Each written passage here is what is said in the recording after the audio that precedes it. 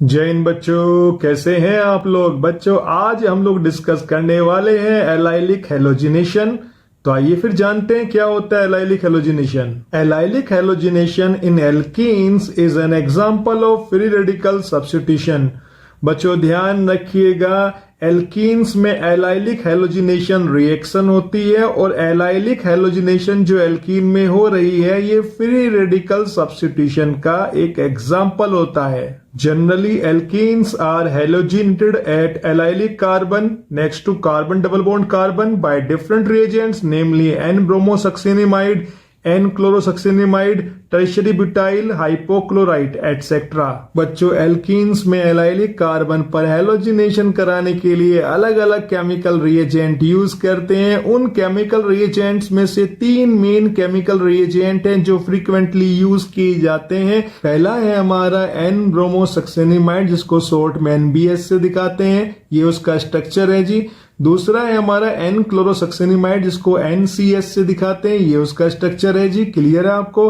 और तीसरा है जी हमारा टर्शियरी ब्यूटाइल हाइपोक्लोराइट। क्लियर हुआ। तो ये हमारे तीन मेन हैलोजिनेटिंग एजेंट हैं। लेकिन हम लोग जो आज पढ़ने वाले हैं halogenation of at allylic carbon वो पढ़ेंगे NBS के थ्रू। क्लियर है। तो यहाँ पे सारी रिएक्शन सारा प्रोसेस NBS के बारे में ही होने वाला है।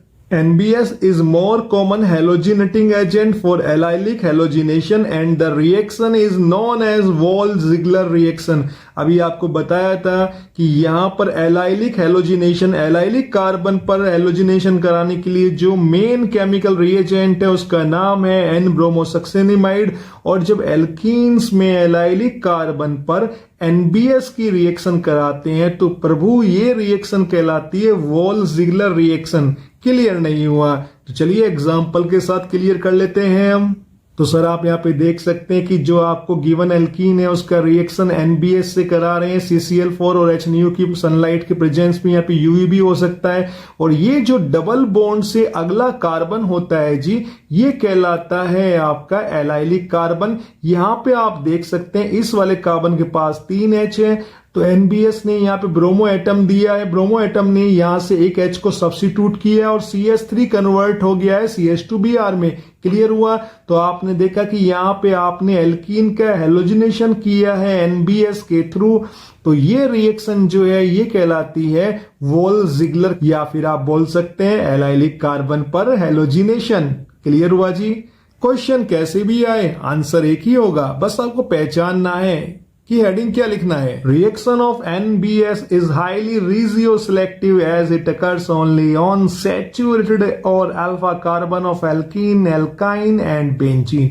बच्चों ध्यान रखिएगा कि जब हम लोग एल्कीन में NBS की रिएक्शन कराते हैं तो ये एक हाईली रिजियो सिलेक्टिव रिएक्शन का उदाहरण होता है। भाई कोई पूछ ही ले कि रिजियो सिलेक्टिव रिएक्शन क्या होती है, उसका एग्जांपल दीजिए, तो भी आप वहां पर ये वाले रिएक्शन लिख सकते हैं। क्लियर है जी। क्यों? क्योंकि इसमें केवल एक ही प्रोडक्ट बनता है, इसमें जो रिएजेंट होता है वो केवल एक ही साइट पे अटैक करता है, दूसरी पॉसिबल साइट पे अटैक नहीं करता है, इसीलिए ये रिएक्शन रिजियो सिलेक्टिव कहलाती है।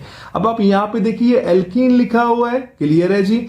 ये आपका एल्काइन है, ये आपका बेंजीन डेरिवेटिव है, मिथाइल बेंजीन टोलिन भी बोल सकते हैं आप इसको। तो देखिए यहाँ पे हमने पहले एल्कीन लिया, तो एल्कीन की अगर बात करें तो डबली बॉन्डेड कार्बन से अगला कार्बन चाहे राइट में हो या लेफ्ट में हो वो अल्फा कार्बन कहलाएगा। आप देखिए उसका टाइप क्या है, ये सैचुरेट कार्बन है, sp3 हाइब्रिडाइज है, तो ये कार्बन आपका एलाइलिक होगा। इसी तरह इस एल्काइन में देखिए तो यहाँ पर ट्रिपल बॉन्डेड कार्बन, जो कार्बन ट्रिपल बॉन्ड से जुड़े हुए हैं उन कार्बन से राइट में देखिए, लेफ्ट में देखिए क्या कोई सैचुरेट या sp3 हाइब्रिडाइज कार्बन है। तो आप देख सकते हैं यहाँ पे ये वाला कार्बन जो है अल्फा कार्बन वो हमारा sp3 हाइब्रिडाइज सैचुरेट है, तो ये भी हमारा एलाइलिक कार्बन होगा। यहाँ पे बेंजीन से देखिए, आप जानते हैं बेंजीन में 3 अल्टरनेट डबल बॉन्ड होते हैं और उससे अगला कार्बन जो यहाँ पे CH3 है ये हमारा अल्फा कार्बन भी है और ये सैचुरेट भी है, तो ये भी एलाइलिक कार्बन होगा। तो अगर आप देखें इन तीनों कंपाउंड में, एल्कीन में, एल्काइन में और मिथाइल डेरिवेटिव में, अगर आपको इन अल्फा कार्बन पे या इन एलाइलिक कार्बन पे अगर आपको रिएक्शन कराना है, हैलोजिनेशन कराना है NBS के थ्रू, NBS यूज करके, तो केवल रिएक्शन यहीं पर होने वाला है, किसी भी मल्टीपल बॉन्ड पर नहीं होगा। क्लियर है? इसीलिए ये रिएक्शन रिजियो सिलेक्टिव कहलाती है, क्योंकि प्रोडक्ट मेनली एक ही बनने वाला है, एक ही बनता है। कैसे, आइए देखते हैं। अब आप देखिए यहां पे हमने कंडीशन लगा दी है, तीनों रिएक्शन में हमको एलाइलिक या अल्फा कार्बन पे रिएक्शन करानी है। कंडीशन सेम है, एनबीएस लिया हुआ है, CCl4 सॉल्वेंट में सनलाइट या यूवी की प्रेजेंस में रिएक्शन कराएंगे। तो देखिए रिएक्शन हो कहां रहा है, एलाइलिक या अल्फा कार्बन पे हो रहा है हमारा ब्रोमिनेशन।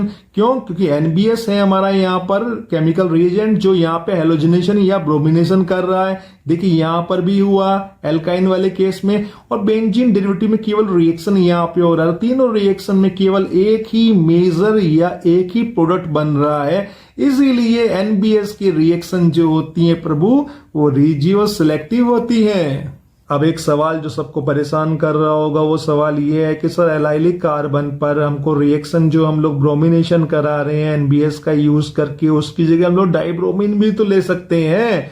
ब्रोमिनेशन सर डाइब्रोमीन के भी थ्रू पॉसिबल है, वो क्यों कहीं यूज नहीं कर रहे हैं, वो क्यों यूज नहीं कर रहे हैं? तो आइए जानते हैं एनबीएस क्यों ब्रोमीन से बेहतर है। Bromination by Br2 results in poor yield of product and unwanted side products.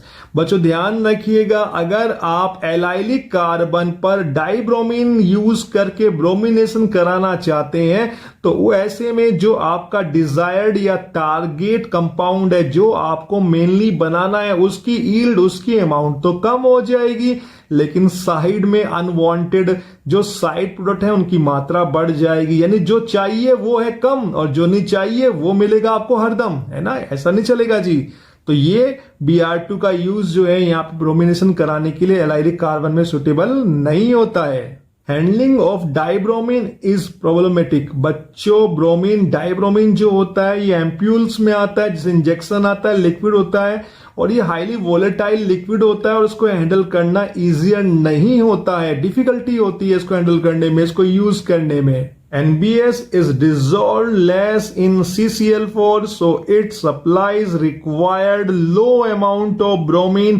It results into targeted product only. बच्चों होता क्या है कि आपने अभी देखा था पीछे की NBS जब आप रिएजेंट लेते हैं तो वहां पे सोलवेंट यूज होता है CCl4, लेकिन मजे की बात यह है कि जो NBS होता है वो CCl4 सोलवेंट में कम डिजोल्व होता है। तो जब कम डिजोल्व होगा तो रिएक्शन के अंदर जो NBS डाइब्रोमीन रिलीज करता है उसकी अमाउंट भी कम हो जाती है, और वो थोड़ी थोड़ी अमाउंट में मिलता है, थोड़ी थोड़ी मात्रा में मिलता है, और जितना मिलता है वो रिएक्शन में कंज्यूम होता जाता है।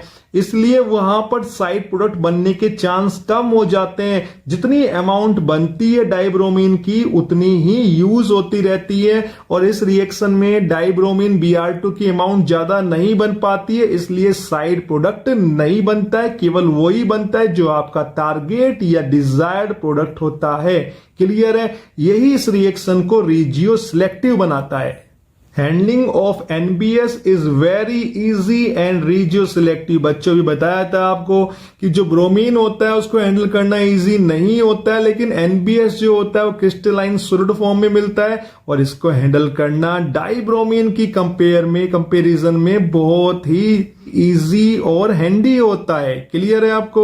अब मैं आपको ये रिएक्शन की हेल्प से दिखाता हूं। ये हमारा साइक्लोपेंटीन है, आप जानते हैं। यहाँ पे हम लोग ब्रोमिनेशन कराना चाहते हैं, मोनो ब्रोमो डेरिवेटिव चाहते हैं, एलाइलिक कार्बन पर रिएक्शन कराना चाहते हैं, उसके लिए हमने डाइब्रोमीन लिया है, और दूसरी कंडीशन हमने NBS मेंटेन की है, CCl4 सॉल्वेंट है और सनलाइट है।